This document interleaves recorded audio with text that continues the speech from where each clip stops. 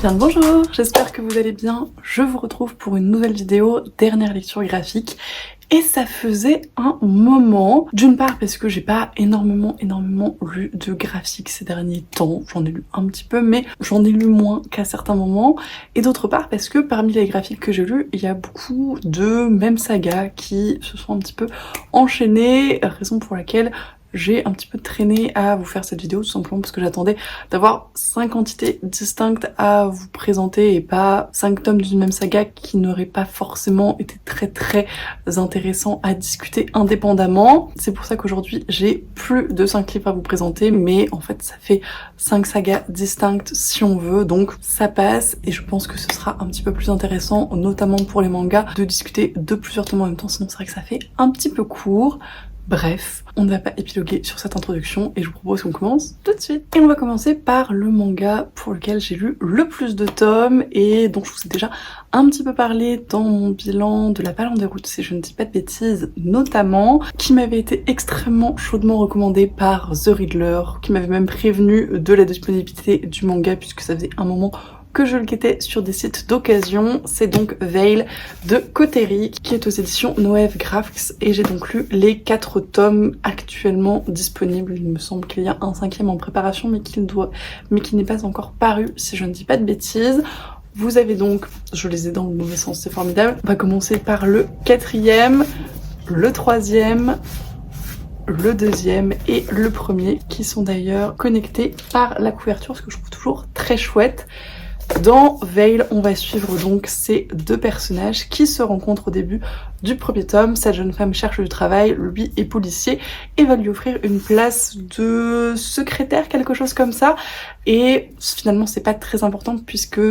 ce qui va être suivi dans ce récit, ce qui va être l'objet de cet homme, c'est la relation de ces 2 personnages qui est très particulière, du fait notamment d'une particularité du personnage féminin que je ne vous dévoilerai pas parce que pour le coup, je n'en avais absolument aucune idée quand je me suis plongée dans ce récit et j'ai trouvé ça hyper intéressant pour plein d'aspects et notamment dans cette relation et dans la façon dont elle est mise en place et j'ai trouvé ça très cool. C'est un récit qui est hors du temps, qui est très doux, très feutré, où vraiment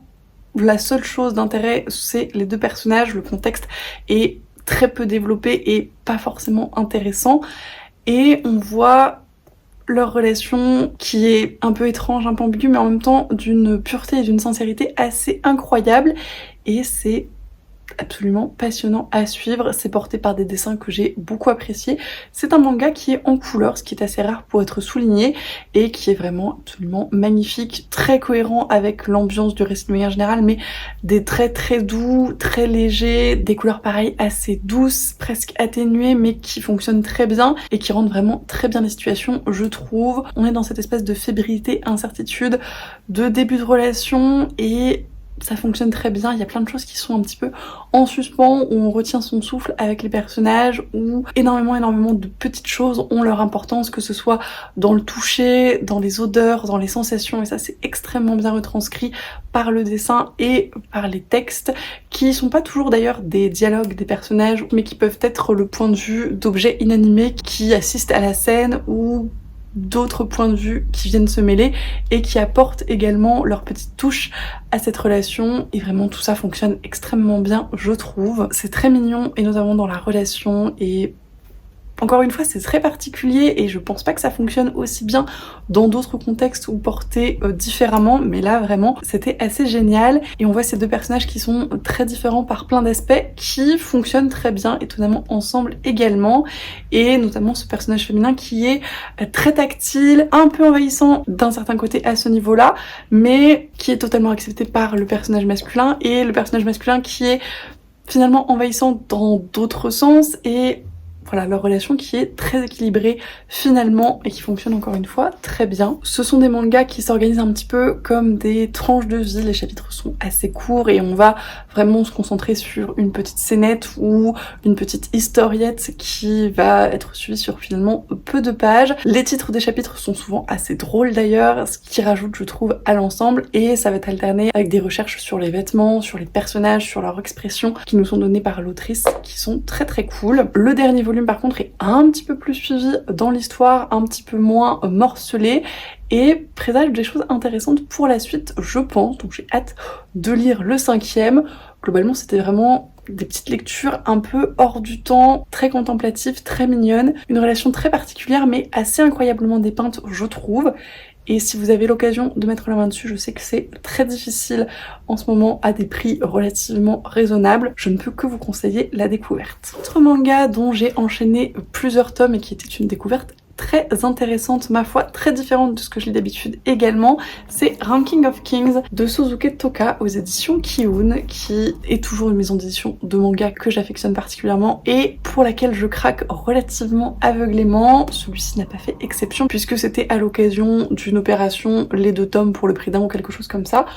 Ce qui m'allait plutôt pas mal parce que ça faisait un moment que ce manga m'intriguait, il m'avait été très chaudement recommandé par une amie. J'ai fini par sauter le pas et je ne regrette pas du tout l'expérience encore une fois. Pareil, je vous en ai déjà un petit peu parlé à l'occasion de mon bilan de la Palle en déroute, mais je voulais développer un petit peu plus mon avis ici. Dans Ranking of Kings, on va suivre ce personnage qui est le fils d'un roi et il se trouve que dans cet univers, c'est dans le titre, les rois sont classés selon un certain nombre de critères et il se trouve que le père de ce jeune prince est très bien classé, ce qui ne sera probablement pas le cas de son fils puisqu'il est très largement méprisé dans son royaume, qu'on ne pense pas qu'il soit capable d'être aussi bon et aussi puissant que son père. Et quand le dit père vient à mourir,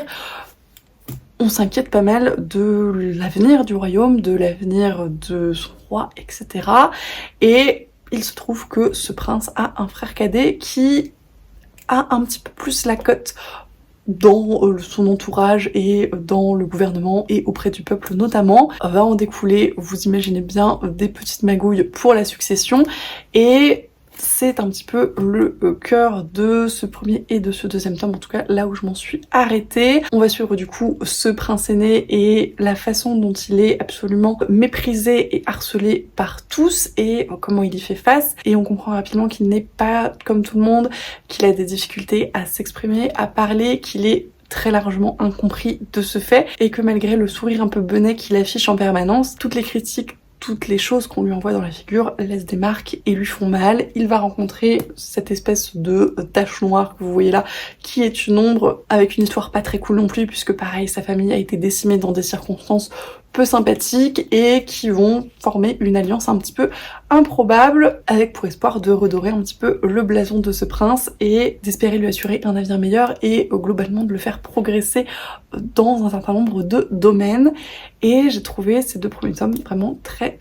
chouettes. De façon assez rare pour un manga, il se passe énormément de choses. C'est des tomes qui sont très peu introductifs où il y a vraiment énormément d'enjeux qui se mettent en place et qu'on comprend très bien. Et c'est pas forcément le type de dessin que j'affectionne le plus, ça fait très cartoonesque je trouve, mais j'ai trouvé que ça fonctionnait plutôt très bien pour le ton du récit qui est finalement assez sombre et plus que ce que je pensais encore une fois en voyant notamment les couvertures qui font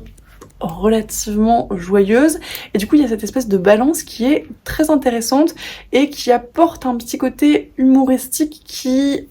est à peine esquissé dans l'histoire mais qui du coup prend un petit peu plus d'emphase avec le dessin et qui fonctionne très bien finalement et qui permettent voilà un petit peu de légèreté parce que sinon je pense que ce serait assez lourd dans le propos notamment et ce serait pas forcément évident. Donc l'équilibre est plutôt très bon et ça fonctionne vraiment très bien avec le reste du récit, avec tout ce qui peut se passer de retournement de situation plus ou moins sympathique et de ce personnage qui est vraiment très touchant à suivre je trouve. J'ai vraiment très hâte de lire la suite de ses aventures et de voir comment il va se dépatouiller dans tout ça. J'ai bon espoir qu'il s'élève dans l'adversité et que ce soit très chouette, mais vu comme c'est parti, je pense que ce sera pas pour tout de suite et qu'on va avoir un certain nombre de tomes où ça va être une bonne galère. C'est aussi ça qui fait que la réussite n'en est que meilleure, j'ai envie de vous dire. Mais en tout cas, ces 2 premiers tomes sont très intéressants, changent agréablement des mangas classiques par le dessin encore une fois, mais également par la façon dont ils abordent les thématiques et la façon dont est construit le récit avec notamment pas mal de passages où il y a très peu de paroles, ce qui est assez étonnant en manga je trouve, et ce qui est très cohérent avec le fait que ce fameux prince est très peu verbal, mais du coup ça crée vraiment des impressions assez étranges et intéressantes dans la lecture, donc c'est plutôt cool. Vous l'aurez compris, je continuerai la saga avec grand plaisir et je ne manquerai pas de vous en reparler quand ce sera le cas. Autre série de manga, cette fois-ci ensuite de saga, mais pour laquelle j'ai, si on veut, enchaîné 2 tomes également, Naruto dans le format Hokage, avec ici le 4e volume de cette édition de Masashi Kishimoto aux éditions Kana. Je continue toujours avec plaisir mes petites redécouvertes en manga de cette histoire que j'affectionne particulièrement. Pour aller assez vite dans ce 4e tome, on se concentre sur la suite de l'examen des Chunin, que ce soit avec l'espèce de rencontre Orochimaru-Sasuke et globalement toutes les emmerdes qui vont s'en suivre, parce que c'est un petit peu le début de la fin encore une fois, et le début de l'espèce de demi-finale de cet examen, avec les combats 1 contre 1 qui sont toujours assez épiques ma foi, même si un petit peu brouillon je dois dire en version manga, parce que ça manque des couleurs et des enchaînements que pouvait avoir l'animé avec lequel je les avais découverts. Cela étant dit, ça reste une lecture très très chouette, c'est toujours un plaisir pour moi de replonger dans cet univers et de revoir comment les choses vont évoluer, de revoir certains personnages qui ont plus ou moins bien vieilli également, mais qui restent toujours plutôt très attachants. Je continuerai encore une fois cette saga avec grand plaisir et je vous reparlerai des tomes à suivre parce que je vais essayer d'être un petit peu plus régulière dans cette lecture. Petit point à souligner si jamais ça vous intéresse, c'est dans la fin de ce tome-ci qu'il y a l'espèce de petite novella sur la révélation du visage de Kakashi, qui est un grand mystère de la série et qui est un petit peu moqué dans cette histoire bonus que j'ai trouvé très chouette ma foi, d'autant qu'elle n'est qu'en crayonné, donc ça change un petit peu au niveau du style de dessin et c'est très cool. Donc voilà, ça reste un classique, ça reste un incontournable et je vous en reparlerai pour sûr avant la fin de l'année. Et on va enchaîner sur les romans graphiques, 2 salles, 2 ambiances, puisque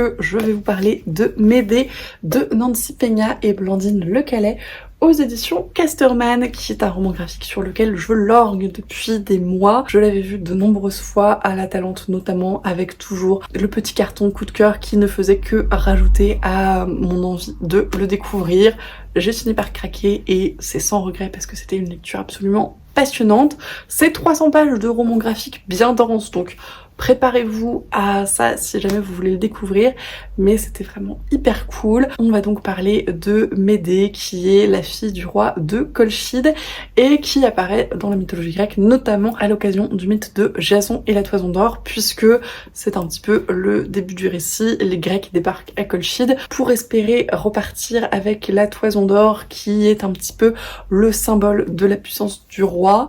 qui est une espèce de légende qui a été longuement tricotée par celui-ci et qui n'est peut-être pas ce que l'on croit. On suit donc le point de vue de Médée, sa fille, qui a une place très particulière puisqu'elle est très libre dans sa maison. À contrario des Grecs, ils laissent leurs femmes s'instruire, ils laissent leurs femmes se déplacer, ils laissent leurs femmes faire un certain nombre de choses et Médée en profite très largement, même si elle est peu à peu rattrapée par la pression sociale qui est quand même assez pesante et par son père qui aimerait bien la marier, et elle va avoir dans l'arrivée de Jason l'opportunité de se libérer davantage et de partir avec lui, raison pour laquelle elle va non pas l'aider mais faire absolument tout le travail en ce qui concerne la récupération de la Toison d'Or, même si Jason en récupère largement le mérite quand ils repartent avec les Argonautes. Et la seule chose qu'elle demande en échange, c'est de devenir sa femme, ce qui va très bien se passer initialement, mais qui va progressivement être un petit peu compliqué, puisque dans toute l'épopée de la récupération de la Toison d'Or, il s'est passé un certain nombre de choses qui sont largement condamnables par les dieux, qu'il soit grec ou colchide, et parce que Jason va finir par être rattrapé par sa propre pression sociale.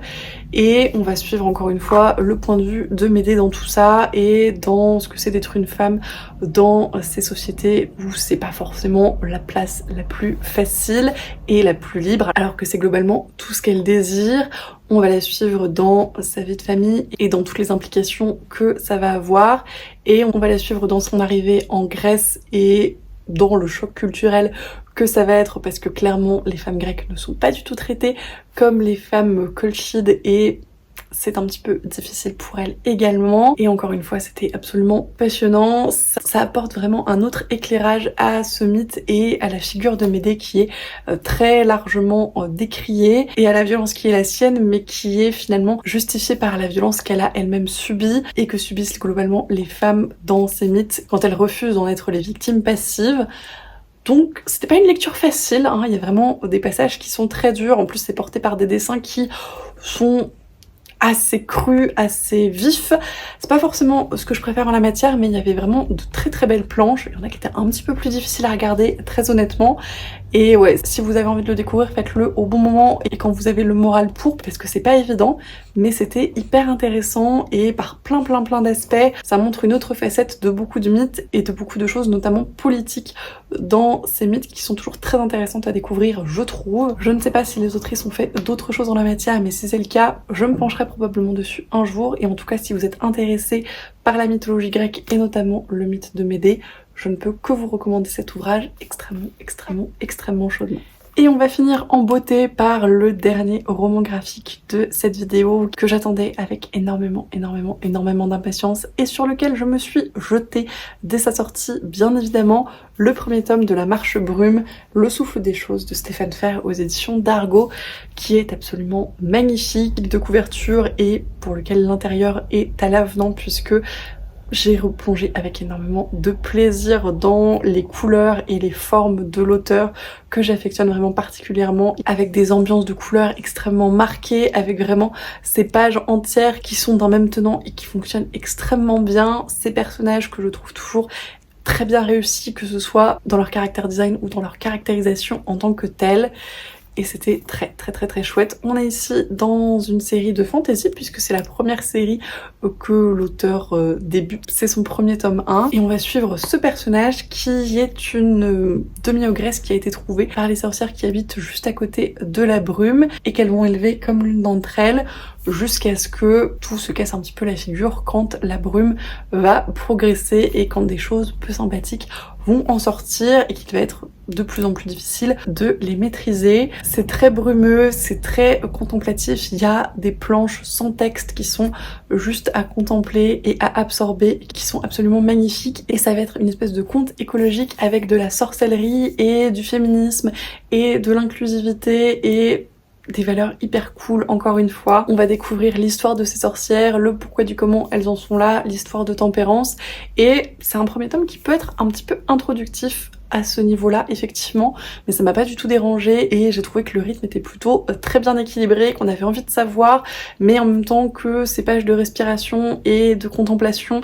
étaient juste bien comme il faut et que ça permettait vraiment de profiter de la beauté du livre et de la beauté des planches. Donc encore une fois, l'équilibre était plutôt très bon en ce sens. C'est un espèce de post-apo fantasy avec vraiment, encore une fois, cette question de l'écologie qui est très marquée et qu'on va découvrir progressivement. Il va être question de voyage, il va être question d'aventure, même si c'est vraiment juste esquissé, on voit un peu où ça va aller et ça présage de très bonnes choses pour la suite. L'univers est vraiment très cool, il y a notamment pas mal de vocabulaire qui est introduit et qui fonctionne notamment avec ces sorcières qui sont société et ça n'en rend l'ensemble que plus cohérent, donc c'est toujours très agréable. J'ai pas grand chose de plus à vous en dire parce que je ne veux pas du tout vous spoiler, vraiment moi je l'ai découvert sans en savoir plus que cette magnifique couverture et c'était un plaisir. Si vous aimez déjà le travail de Stéphane Ferd, je pense que vous ne serez pas déçus par cette bande dessinée et si vous ne l'avez jamais découvert, qu'est-ce que vous attendez? Et voilà, c'en est tout pour cette vidéo, dernière lecture graphique. Merci de l'avoir regardé jusqu'au bout si vous êtes encore là. Comme d'habitude, j'espère que ça vous a plu. N'hésitez pas à me dire si vous avez lu certains des livres que j'ai présentés, si d'autres vous tentent, si vous avez lu d'autres tomes des sagas que j'ai mentionnés parce que très clairement, je ne suis pas à jour pour un certain nombre d'entre elles. Si vous avez d'autres recommandations également dans le style des livres que j'ai présentés ou dans un tout autre genre parce que c'est toujours très cool de découvrir de nouvelles choses. Je vous remercie comme toujours pour tous vos commentaires, tous vos messages, tous vos retours. C'est toujours un plaisir d'échanger avec vous. Je vous souhaite bien évidemment d'excellentes lectures et je vous dis à la prochaine!